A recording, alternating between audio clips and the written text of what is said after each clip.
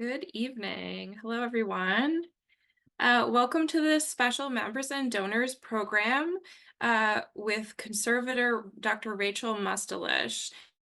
Rachel will join me in a moment on screen, but I just wanted to say thank you for attending. The Heckscher Museum of Art is so proud to present this program as an exclusive benefit to current members and donors, such as yourselves. So thank you, everyone who's joining us tonight, and thank you for your ongoing support of the Heckscher Museum of Art. We sincerely appreciate it. Before we proceed, please note that if you don't see captions on your screen right now, you can click the closed captioning button at any time to turn those on if you'd like. To introduce myself, I am Caitlin Scher, Development Manager at the museum, and I'll be your host this evening. Joining me on screen in a moment will be our featured speaker this evening, Dr. Rachel Mustalish. Hi, Rachel is welcome. sure. Oh, Oh, there she is. I'm here, but I need permission to be seen. So Oh, 1 second. Let me get that going. There we go. There's Rachel. Hi, Rachel. Thank you for joining us as our speaker this evening. We're so excited to hear you speak. Rachel is the Sherman Fairchild Conservator in charge of paper conservation at the Metropolitan Museum of Art. She works on drawings and prints across the Met's collection with specializations in European and American modernism, international contemporary art, and prints. Her work focuses on treatment, examination, and research of materials and techniques used by artists, and Rachel teaches and lectures internationally and is a fellow of both the American Institute for Conservation and the International Institute for Conservation. She received her BA in Art History and Environmental Science from Wesleyan University, an MA in the History of Art, and a Certificate of Advanced Study in Conservation from the Institute of Fine Arts at NYU, and a Ph.D. from the Courtauld Institute, University of London. At the end of the presentation, Rachel will be responding to some of your questions that I'll be reading aloud for her, so please type any questions you might have in the Q&A box or in the chat at any time. And without further ado, I will let Rachel take over and share her screen for our presentation. thank you so much, Caitlin.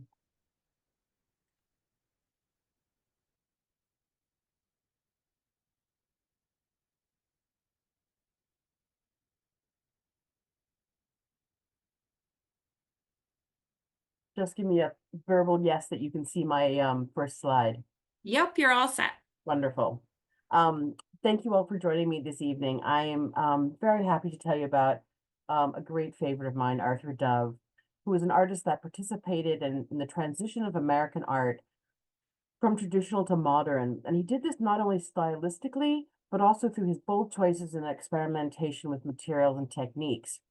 He became a core member of a group sometimes called the Stieglitz Circle, that revolved around Alfred Stieglitz, the photographer, one of the best known at the time, who fostered and championed American art in the first half of the 20th century. Dove was prolific in his output. He made over 1,000 works in many media. He was also knowledgeable, well-read. He had copious written materials that he did in the forms of letters, essays, diaries, which outlined everything from the banal, like his hair washing schedule, to his artistic discoveries, experiments, activities, which illuminated a great deal about his working methods, his philosophy of art and art creation, and the modern art scene in general. Arthur Dove was born on August 2nd, 1888 in upstate New York in Canandaigua to a wealthy middle-class family. His mother was Anna Elizabeth Chips and his father William George Dove, who was a brickmaker and later went into local politics. When Dove was 2, his family moved to Geneva, New York, where he enjoyed a comfortable upbringing. He enrolled at Cornell University in Ithaca, New York to study law, but his interest quickly strayed away from the law toward German philosophy, history of art, and he took numerous studio art classes. He decided to become an artist, and shortly after graduation, he went to New York City, where he took employment as an illustrator to support himself, which is where he became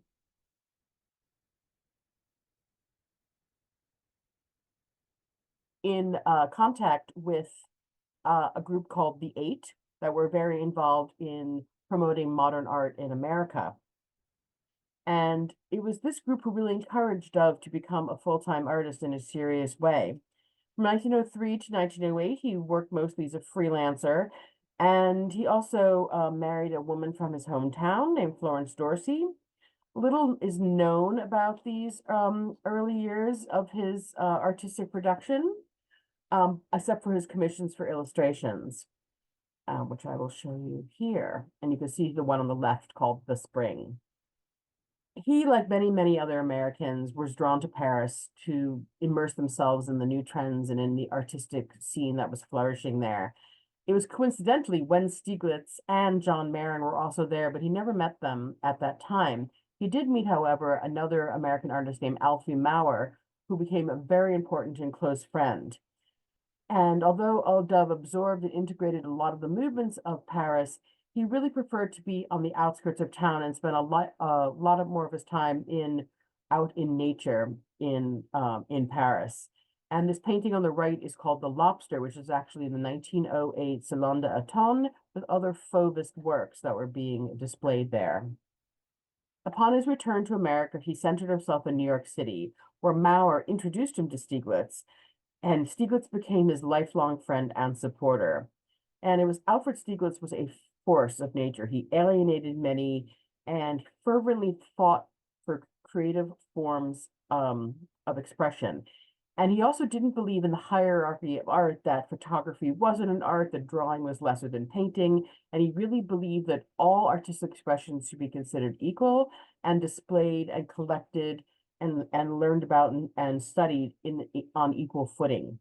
And very much put this forward as an American ideal about art creation. And you can see here the galleries that Stieglitz owned and managed over his lifetime. The first one being the Little Gallery, the Photo Secession, more commonly known as 291 for its address on Fifth Avenue. And it became an outpost for modern art. It started with European modern art because that was what modern art meant. And he actually was the first American venue for a Picasso show, as well as some very early exhibitions of Rodin and Matisse. The photographer Edward Steichen was really the person who said, you should start looking around at some of the American art that really should accompany the European art at the same status.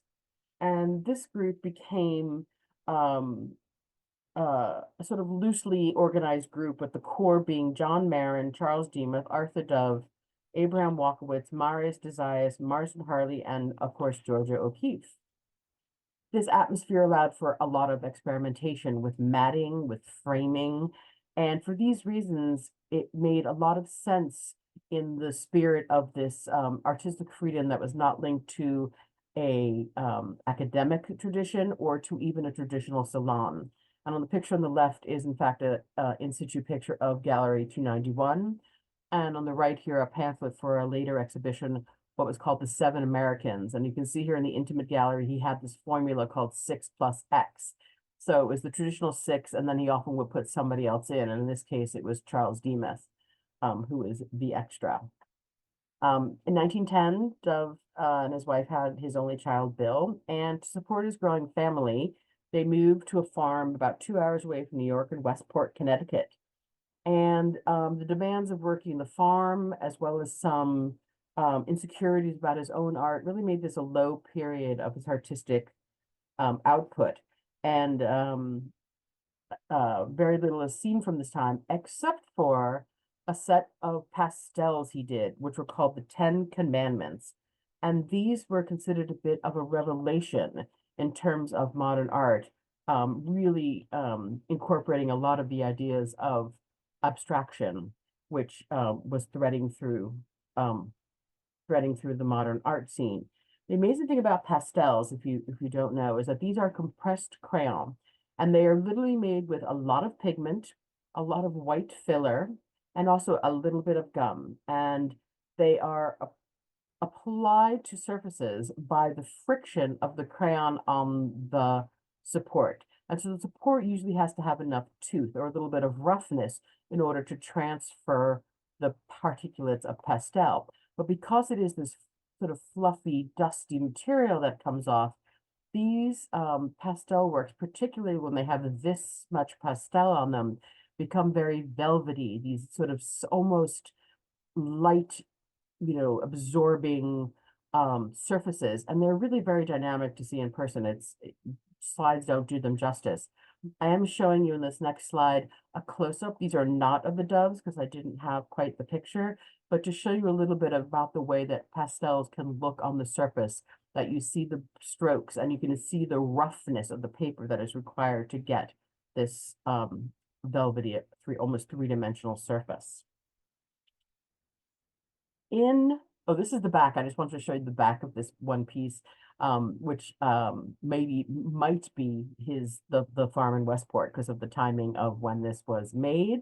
And here is a really, really close up of this piece, that just to show you how rough the board it is and how this quick sketch sort of catches on the roughness. And you can also see that he used sort of whatever board he had. This was not a precious support for art. And that's actually a theme that runs through the Dove, not only because he tended to be very poor, and so he was always using what he found, but also it was part of the gestalt of the period to sort of use untraditional materials to see if you can like get the best creative use out of them to expand the usage and expand the appearance of the materials that they were choosing.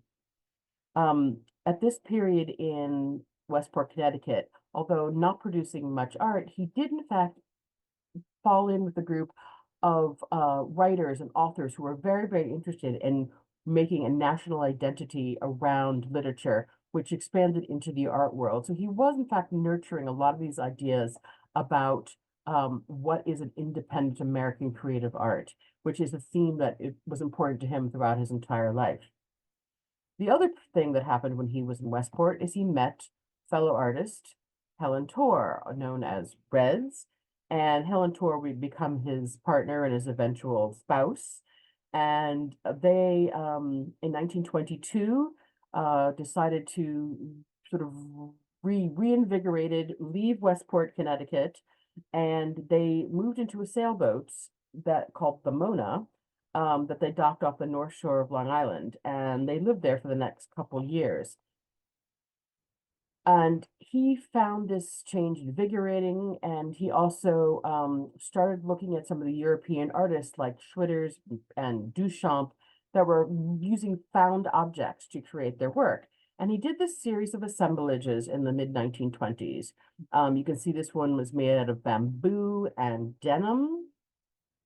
This one is an incredible surface of a piece of silk that is stretched over a metal plate with some applied sand and some paint to make the moon. And it really takes full advantage of the shimmer of the metal and the bright white of the moon, as well as the way that the silk is able to sort of make the surface have less solidity, despite the fact that it is in fact metal.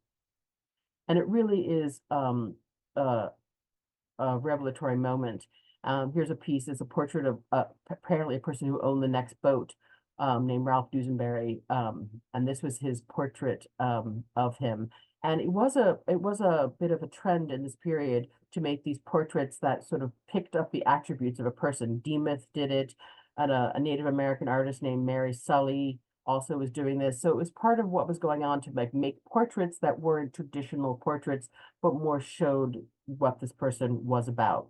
And he was drawn to all sorts of materials, not just because he liked the feel or the texture, but also their association with modern life, including aluminum and steel sheets, metallic paints, and Bakelite, one of the new plastics that were coming out.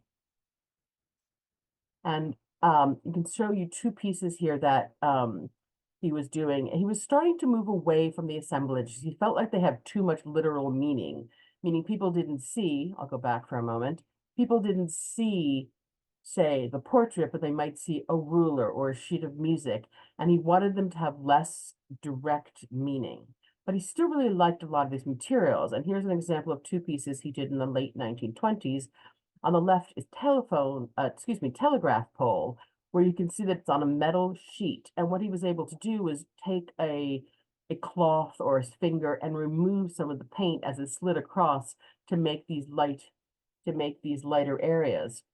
The piece on the right is a wonderful piece called Hand Sewing Machine, which some has been said is actually a portrait of Helen Torr, because she was often sewing and on her sewing machine. And it also is on a metal, also on a metal sheet. I'm just going to go to a full picture so you can see the really fabulous full view of this. And it has this lovely shimmery metal, highly scratched metal, which actually makes the surface more sparkly rather than reflective. And you can also see in the, I'm going to see if I can get my laser pointer here going. And you can see here, though, he applied actual layers of paint. And this is a very typical motif you find where he gradates the color in very definitive bandings. There's also this very interesting black paint that makes up the most of the sewing machine, which you can see is thin, and it allows the light to come through the sewing machine and actually reflect back, giving a metallic nature to what obviously was a metallic sewing machine, because that's what they were made of at the time, as well as some, excuse me, bits and bobs of color here, in addition to the swaths of fabric, which of course would have been associated with this. Um, and I, as a conservator, part of what I do is look at how materials are made and how artists use them, and sort of what the meaning and the making is combined together in terms of how the materials may or may not reflect the current trends in our history, the individual philosophies of the artist, and excuse me. And also I want to know what they are made out of, because part of what that can tell me is not just what kind of material he chose, but gives me a better idea also about the types of degradation or the types of changes that these works could undergo, so that it can make good judgments about, are what we see now what the original intent was. And that is also something that conservators are very concerned with, is what the artist's or the culture's original intent was when making this piece. And so for my studies, which was the subject of my dissertation, I looked at hundreds of works by Arthur Dove, and what I was able to do on many of them is do analysis. And I'm just showing you, you don't have to, seeing this, I won't torture you too much with these kind of charts, but just to give you an idea that I was looking, for instance, at the different types of the red paint that I pointed out to you, the black paint, to be able to learn about like what has oil, what has natural resin, and some other information about the binders and the materials that he was using and where he may have gotten them from. Additionally, using all sorts of scientific and analytical instrumentation, including things like Raman spectroscopy and FTIR, to really get very specific information about the pigments, the binders, in other words, whether it's the oil, the watercolor, the resin, or whatever material Dove used when he or manufacturer used to make the paints, and sometimes information about coatings and varnishes. So this was a large part of my research. The other parts of the research, of course, were looking through what was available to Dove, which gives you a much better idea of where he is falling in line with regular materials and where he is really going off on his own, which is so important to Dove, because he was always sort of playing this with many other artists at this time, this sort of game between wanting to really understand materials, really be able to get them to do things that were not necessarily traditional. And he often says that like he just couldn't paint anymore. Like he felt like paint on paper, paint on the canvas wasn't working for him, whether it was the texture, whether it was the connection of it being too traditional. And for instance, oil paint or oil paintings, straight oil paintings definitely were considered to be, particularly by Stieglitz, who was rather vocal about this, that it was it was for impasto, it's for impressionism, it was for painting French painting. And I think that was a very a theme that you'll find in the works of, say, other artists, all the artists that I had mentioned, that they're getting away from what would be considered just making, making American copies of French art, but looking for independent American art. But he did decide to lead these assemblages, and he was looking at metallic preparations for a while. And metals, and you can see here are two examples. One is a design drawing that's hard to see in these, that has silver paint, and on the right, it's actually a portrait by Desius that uses what's called bronze powder paint, what we might consider gold paint, but it's not really gold paint. It's a mixture of metals. And so it's very, very common in this period, more so in design drawings, but obviously something that artists were picking up to play with. And in this piece, Silver Ball and Tree, Barge Trees and Silver Ball, you can see, I hope, that this is all done with this very, very shiny aluminum powder paint, which sometimes people call radiator paint. And it's thick and it's shiny. It's called radiator paint because you can use it on these surfaces that get really hot and damp, and it lasts. And so it had also this association with permanence, which is something that Dove also really liked. And I'll get into the details of that in just a moment. I'm just going to skip the next slide because I showed it to you. Here's another example of, by the way, the aluminum powder paint that he used on a work on paper. And so all this up here is this aluminum powder paint. What is going on with this piece, you can see around the halos, and I gave you a detail here, is that this aluminum powder paint has so much binder, in other words, so much, in this case, oil, to hold the bits of particles together, that the paper being really absorbent, it leaches out over time and then it discolors. And so these orangey halos that are around these silvers are a result of the color changing over time. So in the mid-1920s, in 1925, Stieglitz opened the second gallery and introduced him to Duncan Phillips of the Phillips Gallery, which is currently in Washington, D.C. And this is the first work that Duncan Phillips, excuse me, acquired. And it's painted directly onto a plywood panel with gold paints, oil paint, and a walnut oil binder. And on receipt of this work, Phillips wrote to Dove, "I am concerned about the permanence of this beautiful effect you've produced. I fear that the gold bronze, which seems unprotected by varnish, will be seriously impaired. I am writing to ask you if you have done anything to protect this fascinating picture. Of course, I realize that varnish would ruin the effect."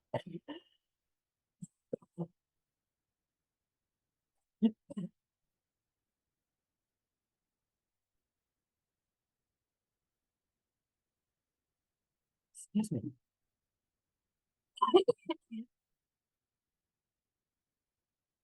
So, I apologize. Just one moment. I'm very sorry.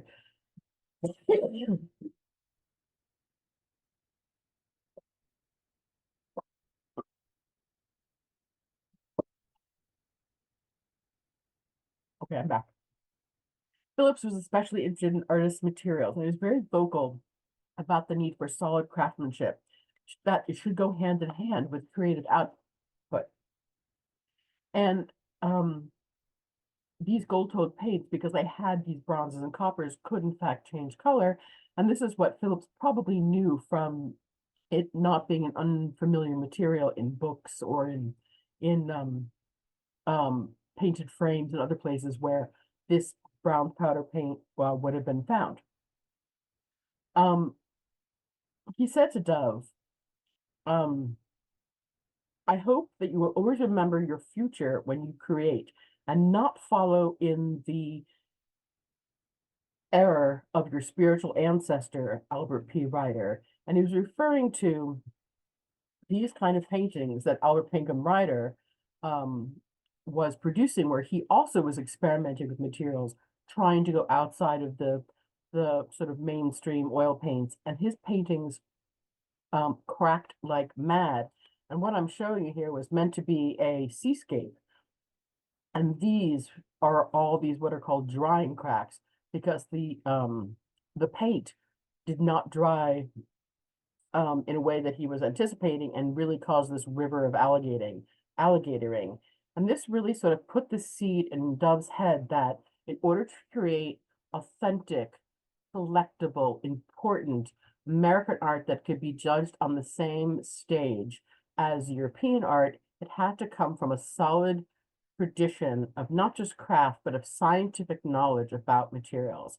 And this really was an awakening that he had at this time.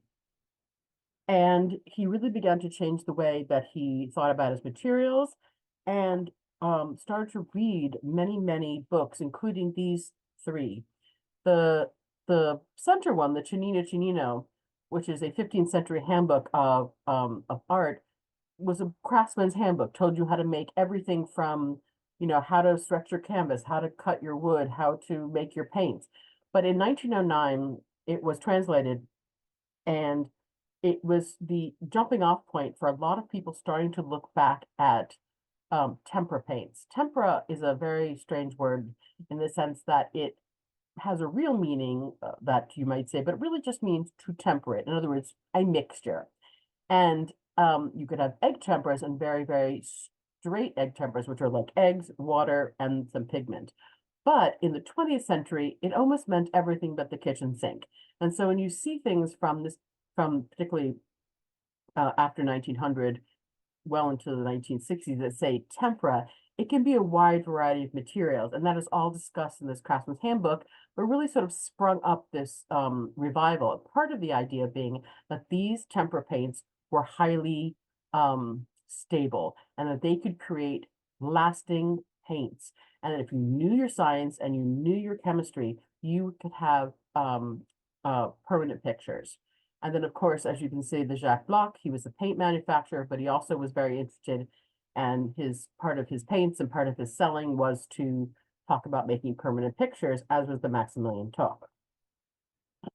And I'd like to say that what is amazing about the Heckscher Museum is that they have this archive of material that came to them from Helen Torr's estate that include many, many of the reference books, magazines, as well as his copies of these books that were available for study. And they were absolutely essential to be studied because not only did it show me exactly what he was reading, but also what parts he found interesting, what parts he dog-eared, what things he circled, so that I was able to go back and sort of start looking at the art and say, did he actually make any of these recipes? Did he actually, try these with the idea in mind that it was all about really trying to preserve the pictures? So for instance, in the book by Bloch, it says, why do our modern pictures so rapidly lose their freshness? Why do the colors lose brilliancy?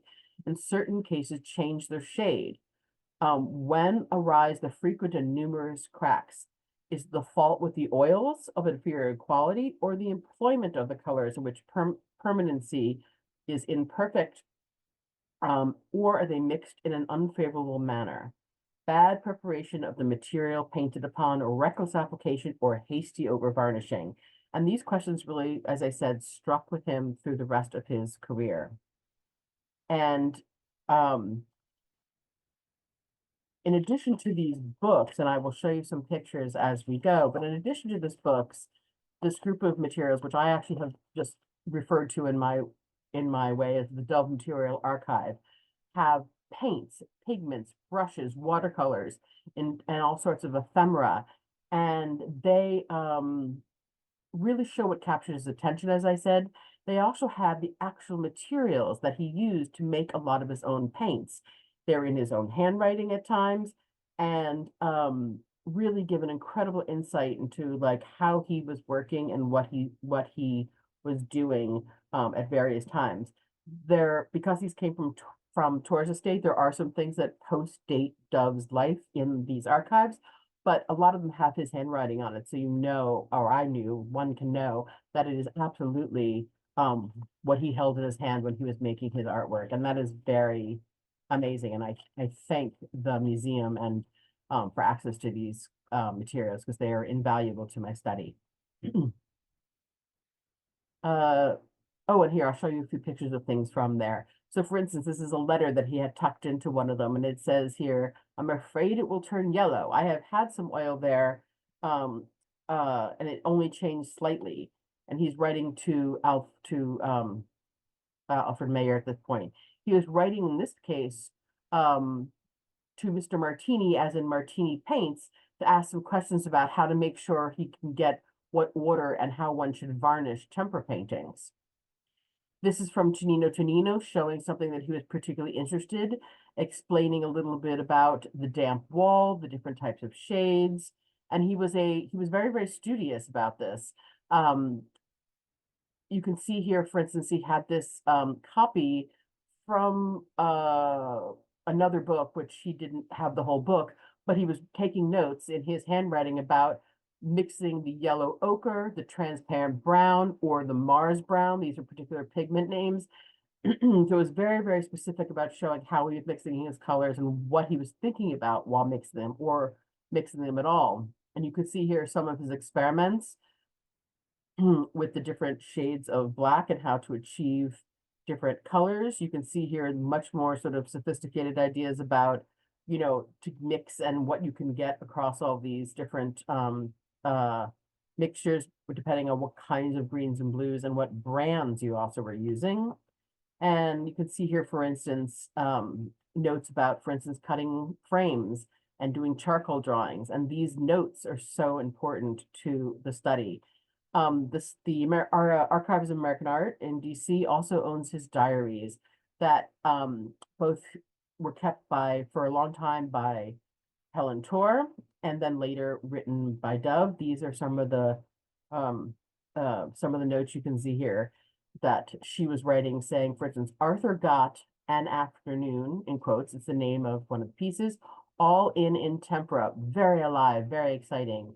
And then it mixed in with all sorts of things about friends coming and where they were going. But it's these little gems about when certain paintings were made, how they're made, the tempera and what that meant to him on November 14th, 1935, because it wasn't always the same, is really what I was able to go through. So I went through the 15 years worth of these diaries to really learn a lot and connect them with the materials in the archives, the actual analysis of the works of art, and really be able to put together a picture of how he worked. So to continue, just one more picture to show you about his both his handwriting as well as his sort of incredible obsession. And you can see on the lower left, it's doing all the math to get all the percentages to get the right slices of how much of each color to get the right, how much of each pigment to get the right tone. The Depression hit the Dove very, very hard. And while Duncan Phillips was sort of his patron, paying him a small income of, I think, $50 a month, it really showed that they barely eked out an existence. And they were eating what they caught. They were living on a boat, but they were also caretakers at the Ketawomoke Yacht Club. Sorry about the name if I just butchered it. Living upstairs in the second story unheated room that you can see here. And they were looking out over this harbor. And you can, when you read the diaries, you can just hear that like life was getting harder and harder and harder as jobs were drying up. There were no more illustrator jobs. People weren't buying his paintings. And in 1932, his mother died. And so he decided to move back to the family property in Geneva, New York. And he didn't love the idea of going back there, but he sort of knew that it would give him a place to live. It would give him some stability. And he felt that the farm would probably give him enough money for paints. And although he also knew that it was going to be a tremendous amount of work, he managed to find a schedule that he could work during the summertime and the springtime outside with his watercolor sets, capturing scenes, because he was outdoors almost all day, whether it was because he was working on the farm, caring for the properties, or because, it was the lovely weather. And in the winter, he would come back and start working on all his formulas for his tempera paints and this kind of paint and that kind of paint. And I love a detail that when they were in this house, which had was not an electrified home, they painted the floor purple and the walls silver. And I can just sort of imagine what this place must have been like. And but he was starting to do many, sorry, here's a view. They moved away from the farmhouse and they moved into town.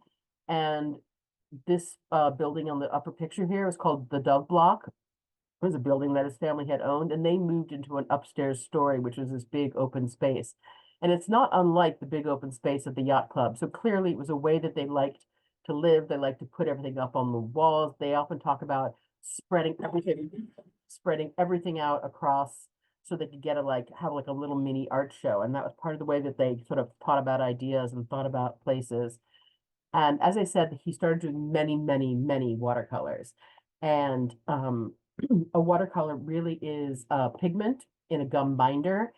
He had recipes for making watercolors, which he may have done later, but he also had watercolor sets.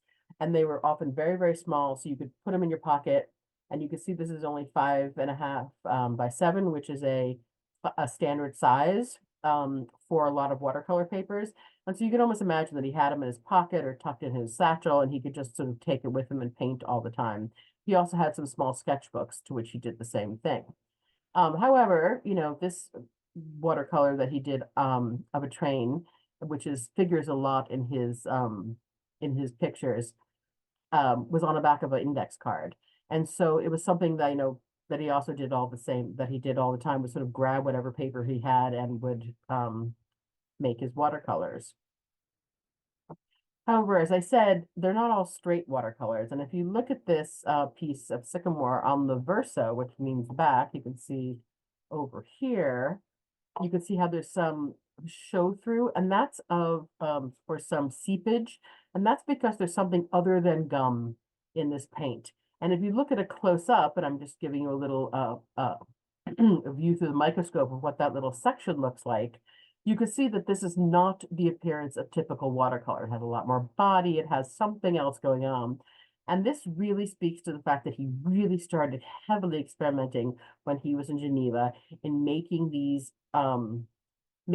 materials that included a wide variety. And part of what really prompted this was that he got a new book called The Materials of the Artist. And I will go into that in a moment, but I just want to mention something about these smaller pictures before I go. As I said, he made hundreds of them, and he was capturing everything from a tree, a railway, everything else he could find. And many times, though, they were used as sketches or inspirations for, sorry, I'm still let that go, for larger works. And one of the ways that they enlarged them was using what they called a magic lantern. It's basically a slide projector. And what they were able to do is actually, the paper is thin enough that they could put the small sketch into the slide projector and then, as she says, threw it up on the wall. In other words, project it. And so you get it on a larger scale, and then you can, draw it, outline it, and capture exactly what was there ahead of time. And part of the reason I think this may have come to them is that one of the things that Helen Torr was doing to make money was she was hand coloring slides. And so she had, as part of her work, a projector and lots of these sort of templates for what the size of a slide should be. So they were, in fact, using this to do that. The other thing that he used was something called a pantograph. It's a tool that had been around since the 17th century, and it is a mechanism by which you can adjust the lengths of where these are connecting, and by how much you adjust it, you can enlarge or make smaller your original. And he was doing this, fairly early. He was doing this in 1931. He wrote the phrase "pantographed on sandpaper." It was one of the experimental materials he was using. But when he was in Geneva, he was near something called Experiment Station, which is a weather station and agricultural station that at the time was run by the Cornell University, I believe. And they had a wall-mounted one for doing maps. And so he was able to go there sometimes and use this huge wall-mounted pantograph to work on his pieces. And you can see here, for instance, this is a piece called The Goat. It's in watercolor and gouache. Gouache is just watercolor with some extra thick white, extra white in it to make the paint thicker. And you can see here that this is the painting, a painting that resulted from this. And I think you could see that they are very, very identical from the way that it morphed. But in this slide, you can see the scale difference. The small watercolor left is 4 by 6 inches, and the painting is considerably larger. Here's another one that he did. This is this boat. You can see this is done in pencil. You can pretty easily see these thick pencil lines colored in with a very traditional thin watercolor. And here is the painting that that followed. And this painting is on a cardboard as well. He didn't use, at this scale, at this time, a lot of canvas. And as part of my research, I was sort of looking at many collections to find what I call the pairs. And so this is just a selection. I found over 60, but on the left are sort of the small ones, and on the right are the large ones. And actually, that is the terminology that Dove used. He said, I made some small ones today, or I finished the large one of sunrise. And so that was how he considered these. He didn't say the sketch or the drawing or the watercolor. He would say small one and the large one. And many of the small ones also ended up in exhibitions as independent works of art. And obviously he didn't transfer everything, but he did many. This actually is the one that the Heckscher owns here, Indian Summer, which is one of the ones that I was able to find the pair for. So when I got ahead of myself before, what I was saying, one of the things that really changed his working methods in 1934 was getting a copy of the Materials of the Artist that was sent to him by Georgia O'Keeffe. And this book, Max Stirner was a German artist and art teacher, and he was very interested in really understanding the sound principles. And I put here, you can see the point, that art had abandoned the sound principles of craftsmanship and therefore is lacking in dependable foundation. And the idea being that that needs to come back into modern art, otherwise it will never, not just survive, but never be able to be considered worthy, have gravitas, have importance without this sound craftsmanship principle. And Dove took this to heart, but he also loved the huge variety of materials that came through here. He was mixing egg, gums, linseed oils, casein, which is a milk protein, and wax, and all sorts of oils, poppy oil, walnut oil, linseed oil, turpentines, different types of tree resins called damar and mastic, in addition to some commercial tube colors. And it was this incredible mixture that he started using in 1934 through the rest of his life till 1946 that created just an incredible array of the most sort of, in my mind, beautifully surfaced, but also interesting types of color. And this use of all these materials that sometimes is called tempera, and sometimes he called wax emulsion, because in his mind, adding the wax made it something else, because he found in this section of tempera paintings, this recipe you can see here for wax emulsion. I think you can see from this that he was here often, and he took many, many, many notes on this, because this wax emulsion became so important. But tempera was also linked into the art scene of New York at the time with what the WPA, the Works Progress Administration, was using. And it was this very crisp, fine-lined type of painting medium that was 100% antithesis to Impressionism. And so it was still part of that theme that was going on, that certain avant-garde artists really wanted to have their materials reflect a different aesthetic than French modern art. The other thing about tempera, and using Derner and the way that Derner talked about it, or Giannini talked about it, was that the American artists, as well as the European artists, were going back to a Renaissance source. So it wasn't that this Renaissance European tradition went to the European artists, and then the Americans learned it from the modern Europeans. No, they both had the same roots, and therefore they both sort of had equal footing. And that was another part why this book was so influential, not just to Dove, but also to, say, David Smith read this book. George O'Keeffe wrote to Arthur Dove saying that she reads it like the Bible, that these became so important to both of them in terms of their experiments. But there were also, in the commercial world, incredible amount of variety being made. Pastelloid, for instance, was a wax-based material. There's gouaches, temperas. gosh knows what's in a vast majority of these. And so, but these were generally considered to be pretty low quality.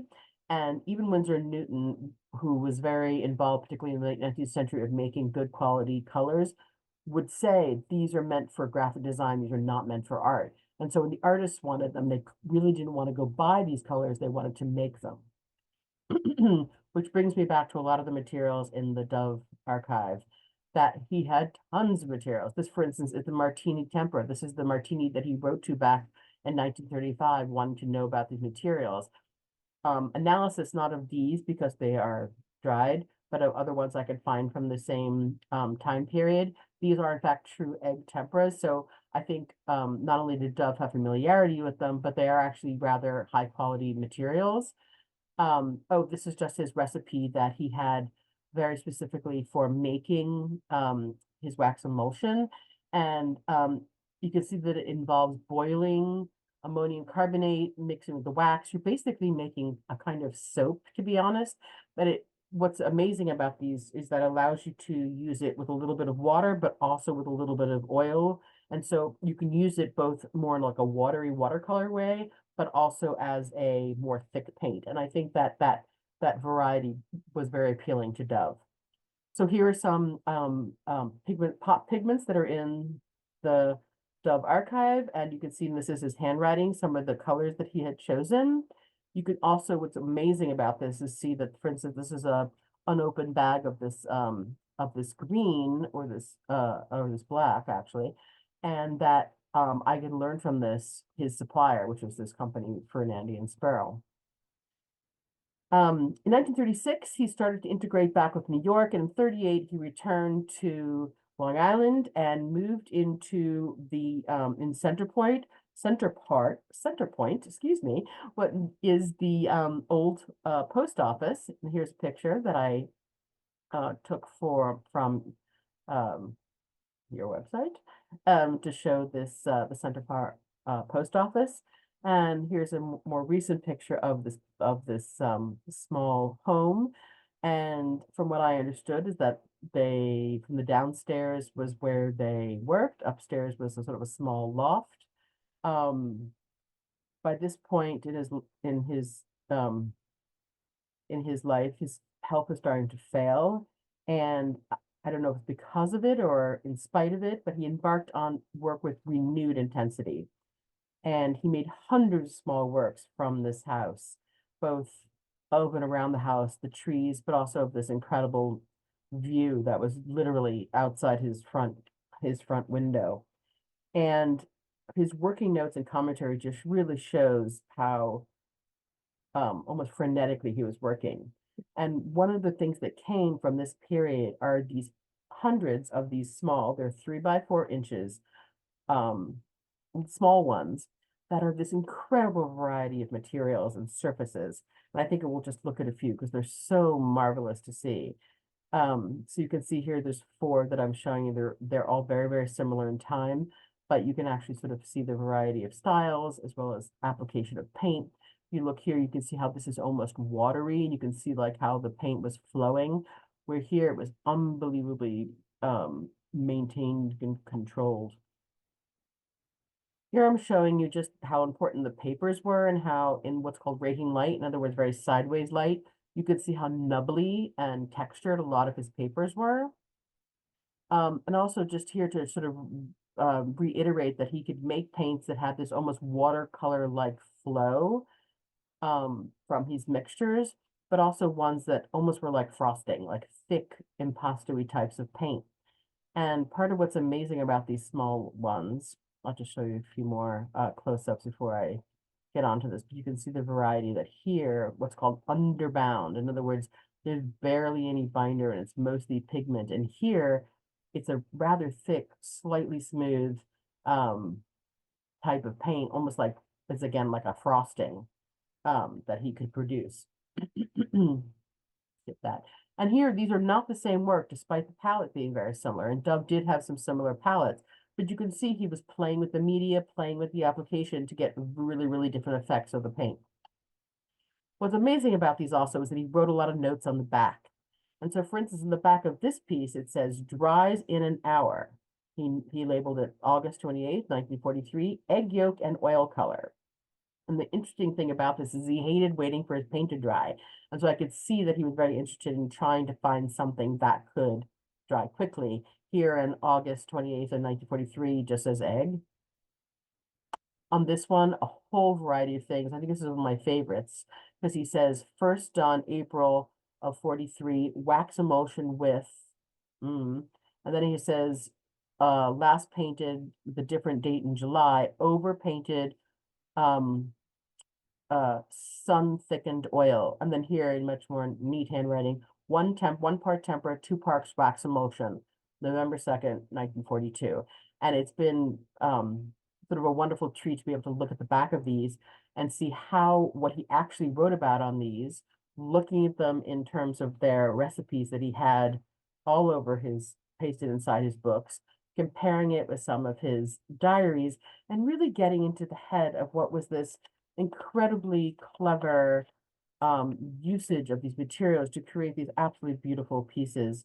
His son once said, if anyone wanted to go into a real study, they could find lots of interesting combinations, and he is not wrong. It's always good to remember that Dove had annual shows at various galleries throughout the 30s. So he was seen by a lot of the next generation of painters, including Jackson Pollock, David Smith, Poussin Dart, and he was very interested in carrying out, and I think successfully was instrumental in creating an American independent artistic expression. And here is Reds and Arthur enjoying the outdoors.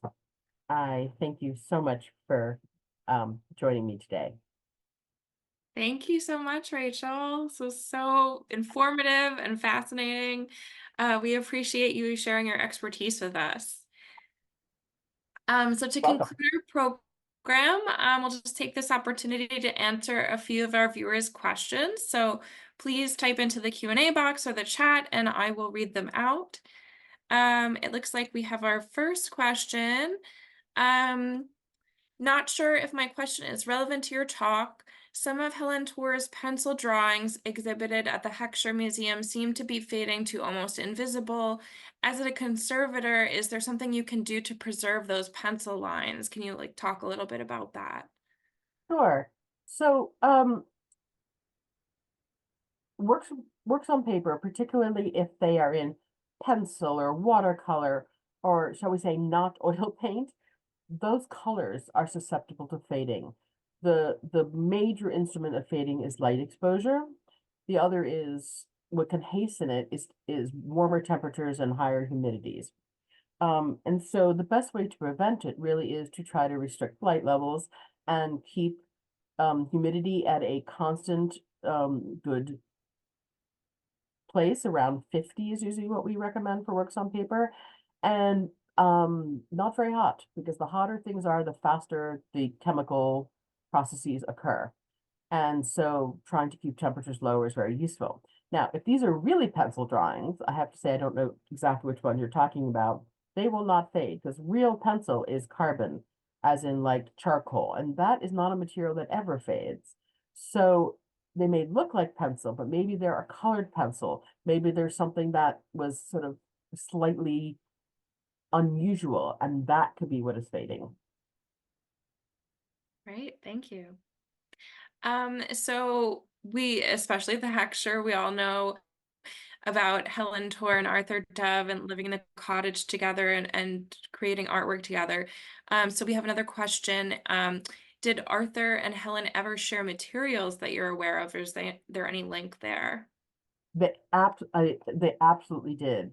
Um, um, so, when you read their diaries, they were, they were together all the time. They were very, very involved in each other's work, even though she created a lot less, and she was an incredible support for Dove. It was also the time. But there are times that they write about her trying out various sort of concoctions that Dove has made, although she was much less interested in like every bit of sort of minutia that he was interested in. But a lot of these things that were done together. For instance, when they made their first wax emulsion, obviously they had a lot of failures because the letter is like, oh, finally we got it done. We finally made the wax emulsion. So I think clearly a lot of these were done together. And but she, particularly in the 40s, used them a lot less than he did. But Right. I think that there's a lot of those materials. And I think, the next thing to do would be to go look at her things with the same potentially analytical eye and say, let's see how many of these match up materially. Yeah, that would be really fascinating. Yeah. Another question is, how do you preserve paper or prevent it from yellowing or changing color, essentially? So, paper made of cellulose sometimes has other things in it, like lignins and wools, and naturally is going to darken over time. The more, if it has lignin in it, which is a tree material, which usually considered like not a high quality paper, you can slow it down, as I said, by keeping humidity steady, keeping temperatures low, and keeping it out of the light, but it will darken no matter what. If it's a high quality paper, then the main thing is to maintain those, but also light will be the major thing that will change it. And yeah, so it's really, and oh, excuse me, one more thing. Keeping it in, if you're not displaying it, like if it's like if it's in a folder or something like that, making sure that the folder is acid free. Because if you have acidity in the folder that you're putting it, that's being stored in, it will transfer to the art and darken it as well. Okay. Our next question is the person said, thank you very much. Fascinating. Apologies if you answered this already, but I'm curious about the use of walnut oil. Was it favored due to ready availability, permanence, or some other reason? Yes, it was sort of a thing to try because there were problems when you had light paints, like white paints, with the sort of more traditional linseed oils darkening it. And so the idea was to try to, there was an attempt to try other oils that may lighten it, excuse me, that may yellow the paint less. And I feel like walnut oil it's not about availability. I think it was about sort of a little bit of a fad because they were trying poppy oil, they were trying walnut oil, they were trying um as I said, regular linseed oil, sun thickened linseed oil. And so it was really just trying to find the oil that would do the least darkening. And I think the example, I think with that silver paint where the linseed oil just went out and darkened to that orangey brown, that is what they were trying to not have happen. Right. So you mentioned a couple different materials like Bakelite and things that were being used at the time, new materials. Was there anything in the course of your research that you were really surprised to find in Arthur Dove's work or something really unusual? Uh That's a good question. I will say that I mean the Bakelite was surprising. He it was surprising and not surprising. It was surprising because I think it was part of his nature to like dive in and to learn everything because there are letters between him and the Bakelite company sort of trying to figure out like what the Bakelite could do, what it couldn't do. But at the same time, there are other times when um oh, and other early plastics, don't forget where we are, were really not great. And so you had cellulose acid, you had cellulose nitrates, which would yellow and shrink and often can catch on fire. And then there were also the cellulose acetates that came in the 1920s, which had shrinkage problems. So I think like looking for a new plastic, and it was this sort of idea of like, let's find the next great modern material. Where does this come from? It comes from modern scientific labs. It comes from American modern scientific labs, not those old European ones, but these American ones. It was very much part of the sort of thrust in this time, particularly after World War One, when America was really considered to be sort of on the stage as a sort of a surprising, leader in many, many areas, for all sorts of reasons. But the idea that being able to use this science and these new materials, these new scientific creations was going to be really good for permanence and sort of an American stamp. So the Bakelite was surprising, especially because he had so much back and forth. But I think I was most surprised. I was also very surprised when you would just read these complicated recipes about getting like, these things right, and very hard to do. I gave it a crack at some of these recipes, and I I think I made maybe one quasi-successful paint. It's not easy to do. But then all of a sudden he would want to try something from, say, the Renaissance. And I think this is the best one that I came across just to go, oh my gosh, it's called egg oil. And you couldn't buy it, but he decided to make it. And the recipe is something like hard boil 50 eggs, put them between wooden boards and press it until the oil in these eggs starts to drip out. And he gave it he gave it a shot. It did not work for him. It yellowed terribly, whether he didn't make it right or, chickens were different. But it was absolutely one of those kind of like, you almost can't believe he went back to go do this again. Yeah, that sounds pretty surprising. Well, great. I looks like that was all the questions that we had.